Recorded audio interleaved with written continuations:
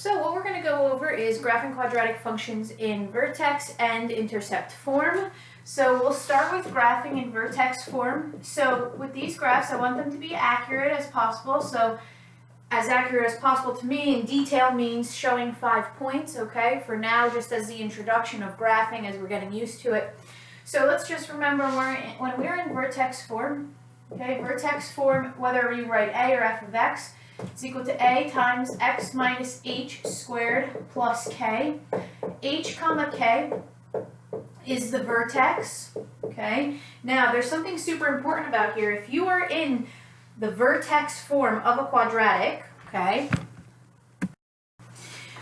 you need to look at this expression very carefully. Notice the output is isolated.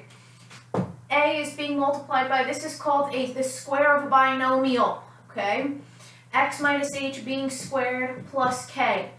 This needs to have, x must have a coefficient of positive 1. If x does not have a coefficient of positive 1 inside this binomial, a binomial is a polynomial with two terms. You probably heard that in Algebra 1, the term binomial, okay? And if the x does not have a coefficient of 1, this is not vertex form, okay? So h comma k is the vertex. Now, if you think about it, this is the x-coordinate of the vertex, and we talked about something in the previous video, okay? We said that the vertex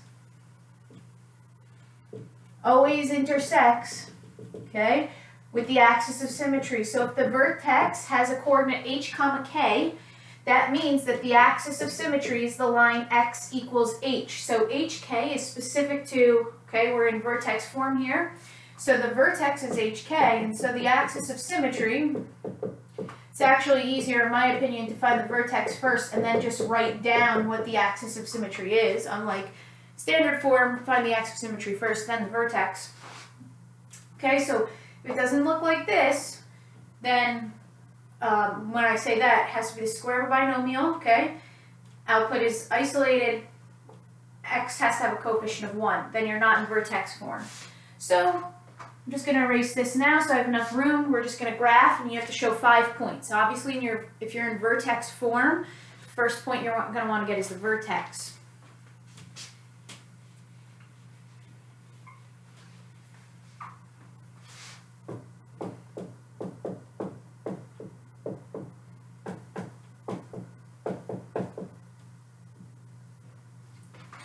Okay, so number 1, y equals, I could use f of x, y equals negative 2 times x minus 4 squared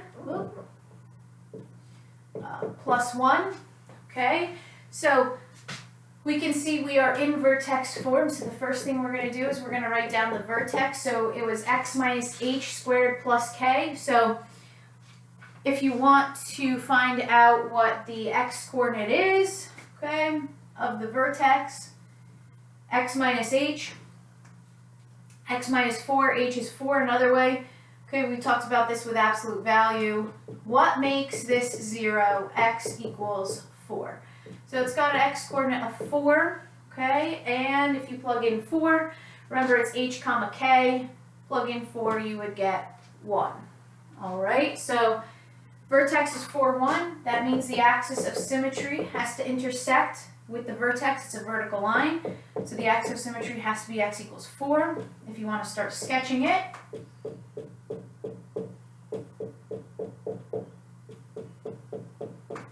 if I graphed the axis of symmetry, if I graph the vertex, it's 4, 1. Okay. Look at the a value. A is negative 2. That's less than 0. Therefore, we know this is a u facing down. Just make a table of values. Okay. So that's going to be 4, 1. So I could use 3 and 2 and 5 and 6. Are 3 and 5 equidistant from 4? Yes. Are 2 and 6 equidistant from 4? Yes. That means they're going to have shared outputs. If I plug in 2, negative 2 times 2 minus 4 squared plus 1. 2 minus 4, negative 2. Square that, you get 4. Negative 2 times 4 plus 1, that's going to put us at negative 7. Plug in 3. Negative 2 times 3 minus 4 squared plus 1. That's going to be negative 1 squared is 1. Negative 2 times 1 plus 1 puts us at negative 1. So 5 is also going to have an output of negative 1. 2, negative 7. 1, 2, 3, 4, 5, 6, 7. 3, negative 1. 5, negative 1. 6, negative 7. And make your U shape. Another point that I want you to be able to find or identify when you are in vertex form is the Y-intercept. You can always find the Y-intercept by plugging 0 in for x. So what is y when x is 0? So be careful evaluating this. Notice it's not in our table, the x input of 0, so we're going to have to do this again for sure here. Negative 4 squared plus 1, so order of operations, negative 4 squared is 16. So this is negative 2 times 16 plus 1. That's going to give us negative 32 plus 1. That's going to give us negative 31. You don't have to graph it. It's far from the vertex, so it's going to keep falling and falling and falling. And A is negative 2, so this is going to be pretty far from the coordinate of the vertex. So our y-intercept is negative 3, and just make sure you can still identify the domain and the range. Domain is always all real. Range, you're looking at the output values. Your vertex is either going to be the maximum y or the minimum y. Here it's the maximum y because all values fall from it. That's because we're squaring something, so that means it's non-negative, and then we're going to make it negative. Okay, we're going to times it by negative. So if we plug in something like 100, okay, 100 minus 4, 96 squared is a really large positive number. We then multiply it by negative 2 and add 1. So this will either be 0 or it's going to be a negative number plus 1. That's why all of our values are either less than or equal to 1. Okay, so in number 2,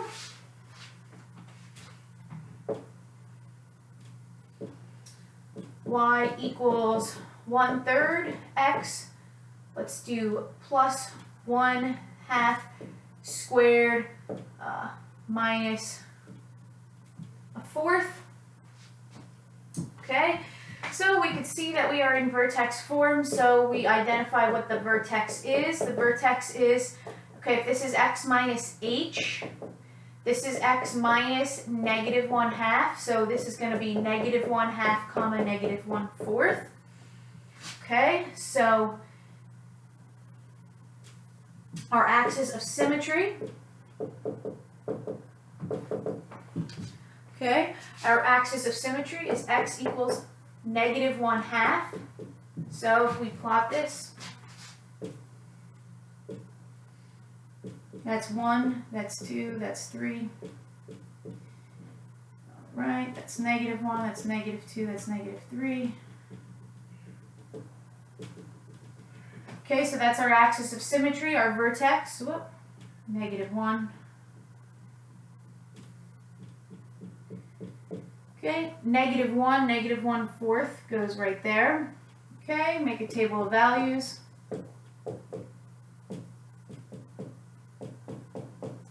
You don't have to pick fractional values just because the vertex is fractional. Remember, you don't have to have equidistance maintaining between your points. If it happens to fall that way, then that's good. If it doesn't, don't try and pick something so that it occurs. It might be just more efficient to pick integer values. Okay, if it does not match, that's okay. The outputs don't match, that's okay. So this is negative 0.5, so an integer smaller than that, negative 1 and negative 2 and 0 and 1. I got lucky again because look at this, negative 1 and 0 are equidistant. If they were not, then you would just have to plug in 4 times, but here we don't have to. Plug in negative 2. So remember, it is okay to round these values. So I've got 1/3 times negative 2 plus 1/2 squared minus 1/4. I'm going to put that right in the calculator. Okay, make sure you have parentheses where they're necessary. 1/3, if you don't have the fractional button on your calculator, then you need to make sure 1/3 is in parentheses, times, in parentheses, negative 2 plus 1/2 squared, and then after that, minus 1/4, and that's going to put us at 0.5, okay, so we didn't even have to round that. Negative 2 is 1.5 units from negative 1/2, and 1 is 1.5 units, so they have the same outputs. Okay, so next we're going to plug in -1. Okay, so that's going to be 1/3 times -1 plus 1/2 squared minus 1/4, and that's going to put us at -0.16667. I shouldn't say 7, -1.6 repeating, which is going to round to, we could say -1.667. So that's also going to be the output for 0.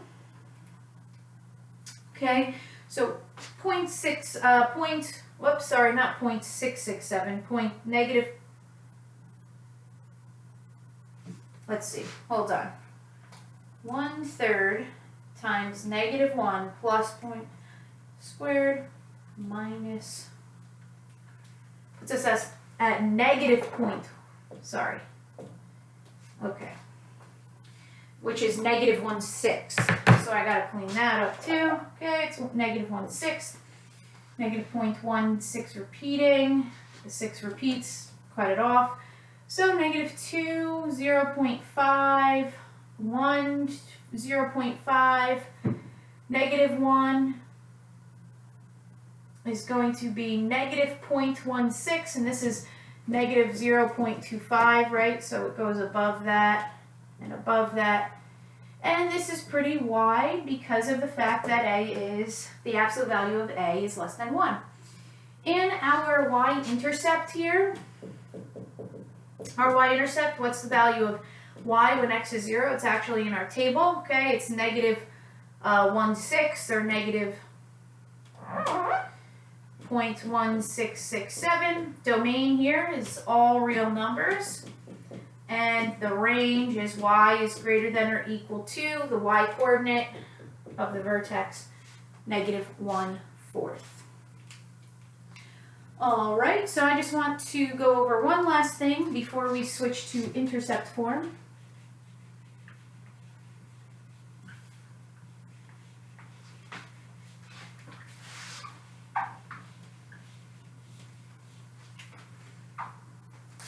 Number 3.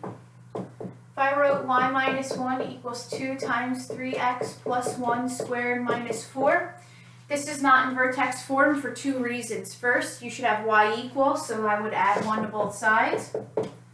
That's going to give me y equals 2 times 3x plus 1 squared minus 3. This is also not in vertex form because this does not say x, this says 3x. So you cannot grab vertex form, okay, if you are not truly in vertex form, okay? So I shouldn't say you can't grab vertex form. You can't grab the vertex if you are not in this form, okay? So since you're not in this form, this isn't actually vertex form. This is a trick, okay? So what you would have to do is you would have to convert to standard form. So to convert this to standard form, why you would put this in standard form, yes, this is a quadratic, but this isn't one of the main 3 ways. This isn't standard form, this isn't vertex form, this isn't intercept form. But the quickest to get into right now would be standard form, because standard form is just when you see all of your terms. So all you need to do is expand the expression on the right-hand side. So this is y equals 2 times 3x plus 1 squared minus 3.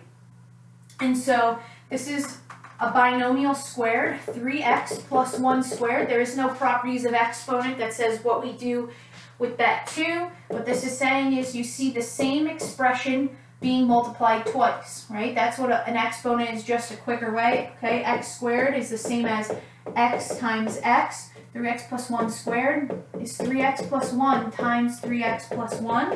So this would be 2 times 3x plus 1 times 3x plus 1 minus 3, okay? You have 3 quantities that need to be multiplied together, a times b times c. You are, in our rules of multiplication, you can only multiply together 2 quantities at a time, get their product, and then multiply by the third. Whether you do a times b, get it, and then multiply by c, a times c, get it, multiplied by b, or b times c, get the product, multiplied by a. You can't distribute 3 quantities at a time. So what I'm going to do is I'm going to get these two, the product of these 2 expressions first, and then multiply by 2. So a binomial times a binomial, okay, you're probably familiar with a binomial times a binomial acronym. FOIL it out, right? First terms, outer terms, inner terms get multiplied, then the last terms, and then that's going to get multiplied by 2, and then we still have to take away 3. Plus 3x plus 3x, I'm just going to combine like terms, so less to distribute with the 2. So this is going to give me 18x squared plus 12x plus 2 minus 3. And so this is 18x squared plus 12x minus 1. And so how you would have to graph this is you'd have to now graph using our methods for standard form. Okay? And that will get you the vertex, the axis of symmetry, as well as 4 other points, and you get the y-intercept, but you can't pull out the vertex just from this expression right here because you are not in vertex form. Okay, so that's it for vertex form. You have to make sure you're in this form. If you're not, you must go to a different form because this is not vertex form. Okay, so let's move on to intercept form.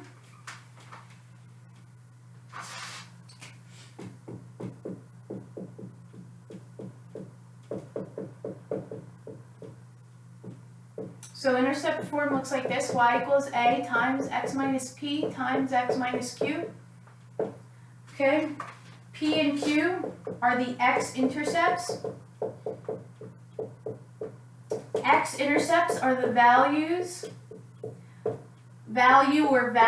of x when y equals 0.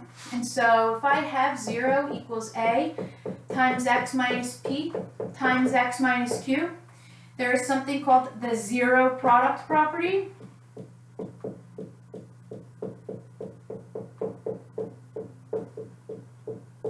And what the zero product property says, if I have a times b equals 0, if a equals 0 and b, if a does not equal 0 but b equals 0, okay, my product of the left-hand side here will equal 0.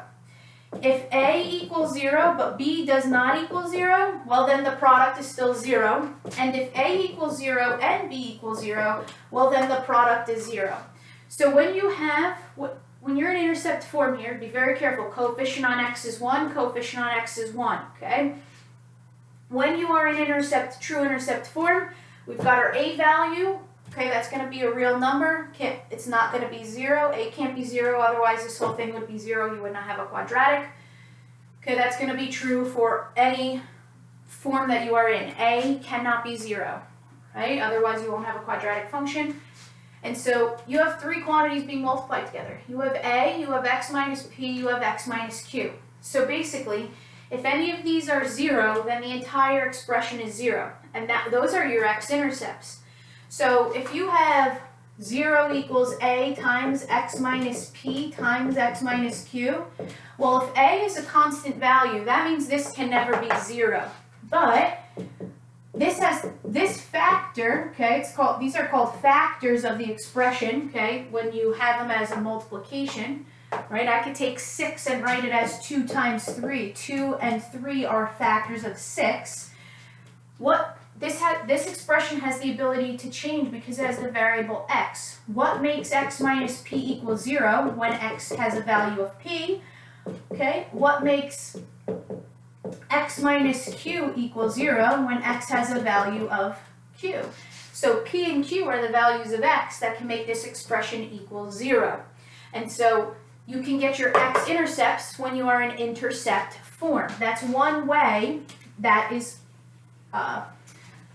a reasonable form to graph, okay? Because you can get your x-intercepts. So you still have to, I want 5 points, okay? Number 1, we're going to get y. Let's do y equals, okay. So check to make sure that you are in true intercept form. Remember, true intercept form is this expression here, okay? So coefficients on x, are they 1? Yes, they are. Do you just have a constant value over here? Yes, you do. So you know A is -1. That's going to tell you about the fact that this is a quadratic facing down. Okay, notice you don't see an x squared term, but if you multiplied this out, you would see a quadratic term there. So x minus p, okay? So this is x minus -1, right? Or if you want to think about it, x plus 1 equals 0.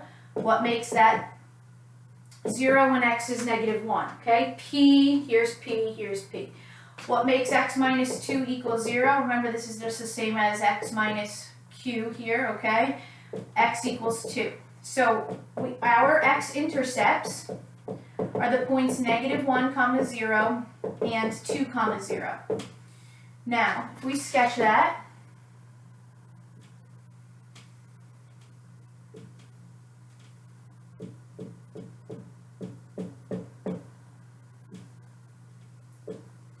notice, these are two different x values that give you the same output, okay? We know something about two inputs that give you the same output. That means they are equidistant from the vertex. So these 2 points are equidistant from the vertex, but more specifically from the axis of symmetry. So you know that the axis of symmetry is the x value that falls right between these two values. So what we do is we get the average of the x-intercepts, okay? The average of the x-intercepts is the x value that's in between those two values. So -1 plus 2 over 2, that's going to be the average. That's going to be 1/2. So the axis of symmetry is x equals 1/2. Okay, so I can draw that as a vertical line. And so I know what the x-coordinate of my vertex is. So notice you're not getting the vertex first when you're in intercept form. You're getting your x-intercepts.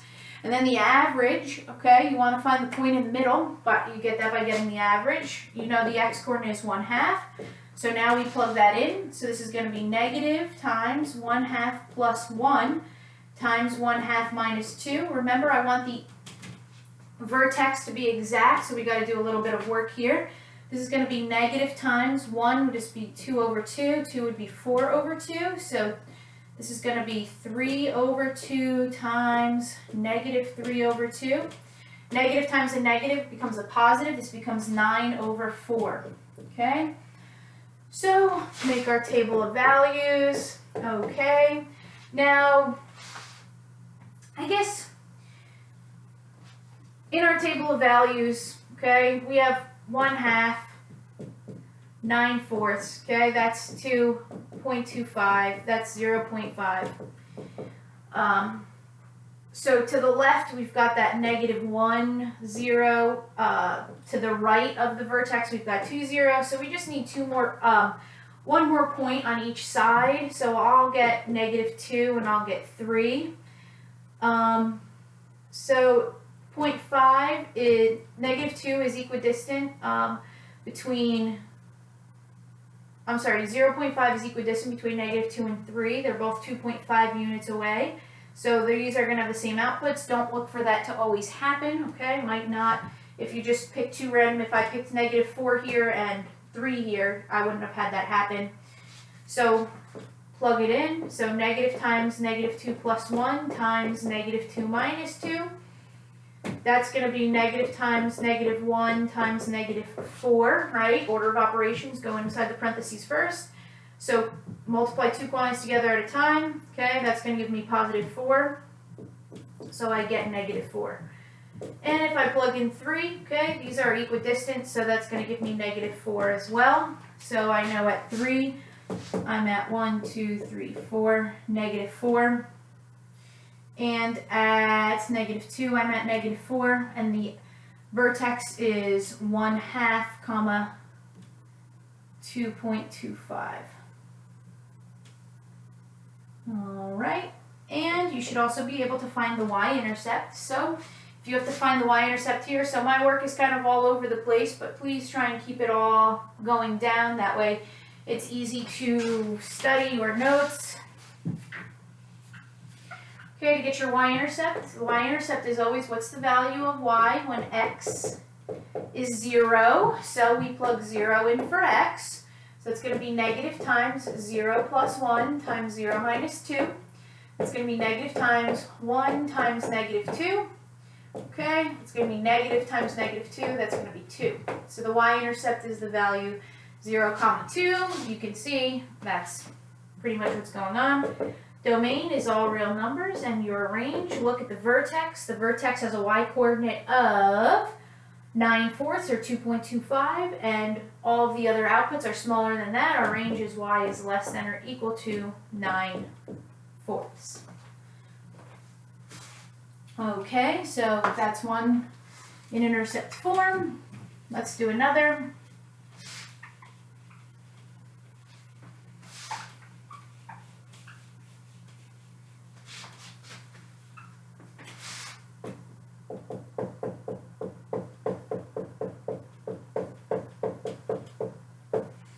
Okay, so we have y equals 1/4 times x plus 4 times x minus 6. Is this in true intercept form? Yes, it is. All right, so that means we can grab our x-intercepts. So our x-intercepts are going to be, remember, if we do this from zero product property, x-intercepts are the values of x, okay, when the output is 0. That's what's making p an x-intercept, is because if I add p to both sides, I get x equals p. If I add q to both sides, I get x equals q. So if I set 1/4 equal to 0, notice there are no values of x there, so there are no values of x that can make it 0. So what makes x plus 4 equal 0? What makes x minus 6 equal 0? Negative 4 and 6. So our x-intercepts are negative 4, 0 and 6, 0. So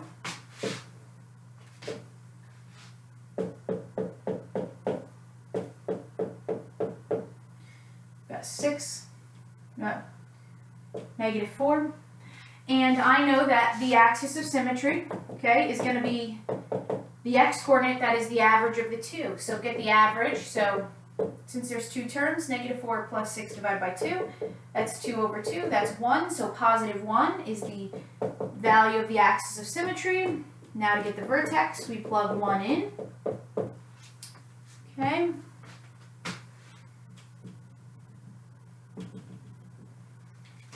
So remember, I want the vertex exact, so this is going to be 1/4 times 1 plus 4 times 1 minus 6.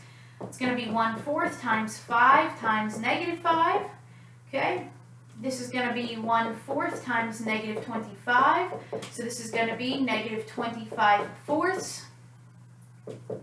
Negative 25/4 is the same as negative 6 1/4.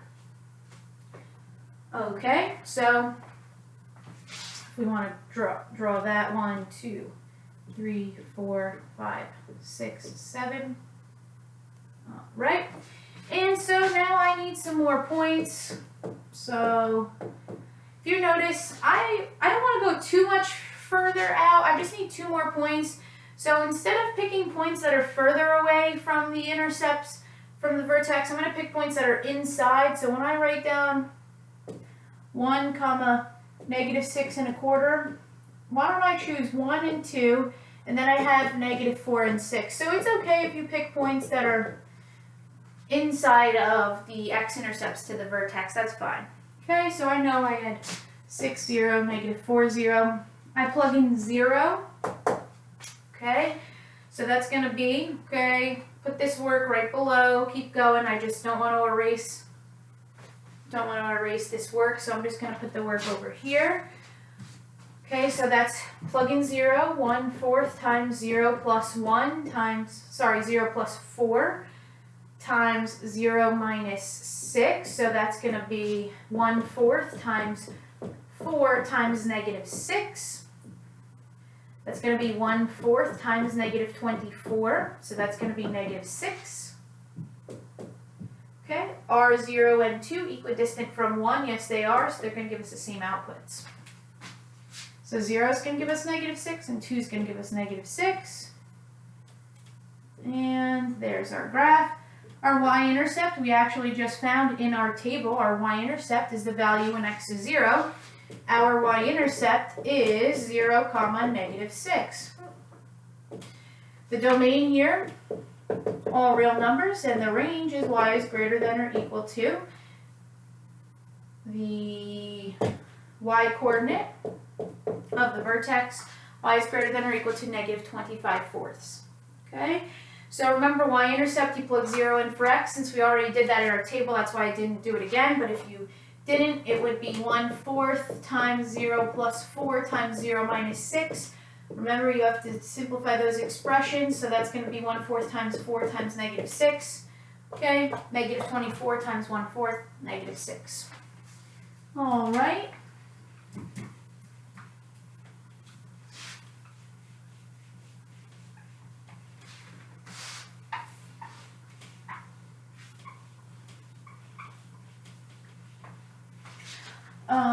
So once we learn how to factor, I'm going to show you a different way that would make this a little bit easier, but if I gave you a problem that looked like this,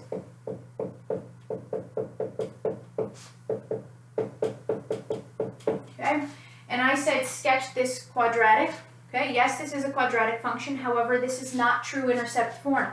If you look at what we have here, we have 2x, we have negative 3x. You must have a coefficient on x. So this is not going to be intercept form, so you cannot use the method we just did. So what would have to happen is you would have to convert this to a form, okay? Quickest form to get to is probably just going to standard form when you expand it, okay?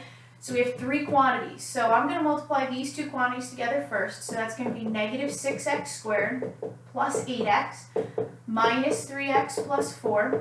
Clean that up a little bit. That's going to be negative 6x, clean up, I mean combine like terms there, plus 5x plus 4. So this is going to be y equals 24x squared minus 20x minus 16. If you factored before, this 24 is coming because I end up factoring out a 2 here, I end up factoring out a negative 3 here, and there's already a negative 4. Negative 4 times 2 times negative 3 gives us that 24a value.